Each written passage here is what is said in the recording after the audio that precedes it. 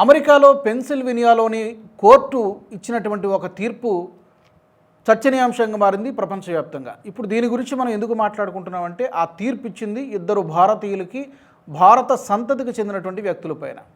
Court ఇచ్చినటువంటి తీర్పు ఏంటంటే 835 సంవత్సరాల జైలు శిక్ష. మామూలుగా ఎక్కడైనా లైఫ్ సెంటెన్స్ అంటే 14 సంవత్సరాలు ఉంటుంది.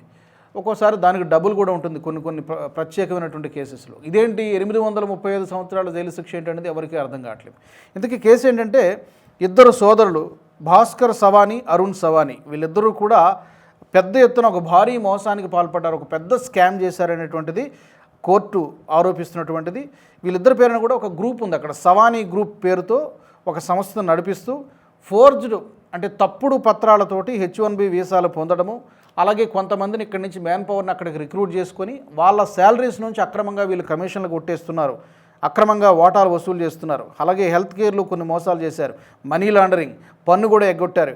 ఇలాంటి అనేకమైనటువంటి నేరాలకు సంబంధించి ఈ పనిష్మెంట్, ఈ శిక్ష వేస్తున్నామంటూ పెన్సిల్వేనియాలో ఉన్నటువంటి కోర్టు ఈ యొక్క శిక్ష వేసింది. మరి దీనికి సంబంధించి ఏమైనా పై కోర్టుకి అప్రోచ్ అయ్యేటువంటి అవకాశం ఉంటుందా? ఈ సోదరులిద్దరికీ, ఈ సవానీ బ్రదర్స్కి ఏమైనా అవకాశం ఉంటుందా, లేకపోతే ఇదే ఫైనల్ జడ్జిమెంట్ అనేది ఇంకా తెలియదు. బట్ డెఫినెట్గా భారత్ని హ్యూమిలియేట్ చేయడానికి ఈ విధమైనటువంటి పనిష్మెంట్ ఏమైనా ఇచ్చారా?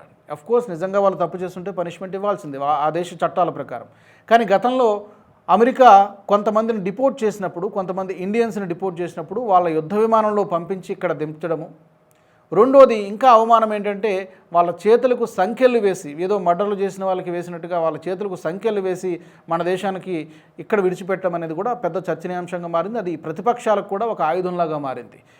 ఏం చేస్తుంది, మన భారతీయులకి ఇంత అవమానం జరుగుతూ ఉంటే మోదీ ప్రభుత్వం ఏం చేస్తుందని చెప్పి అప్పట్లో కూడా విమర్శలు వచ్చాయి.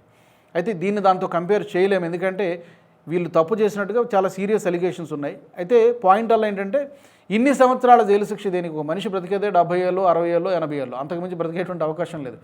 కాబట్టి 800కు పైగా సంవత్సరాలకు పైగా జైలు శిక్ష ఏంటంటే చాలామంది దీని గురించి మాట్లాడుకుంటున్నారు. మరి దీని వెనక ఇలాంటి అంటే కేవలం డిస్కషన్లో ఉండడానికి, భారత్ని ఏదో విధంగా చిన్నచూపు చూడడానికి, హ్యూమిలియేట్ చేయడానికి అమెరికా ఎలాంటి తీర్పునిప్పించిందా తెలియదు.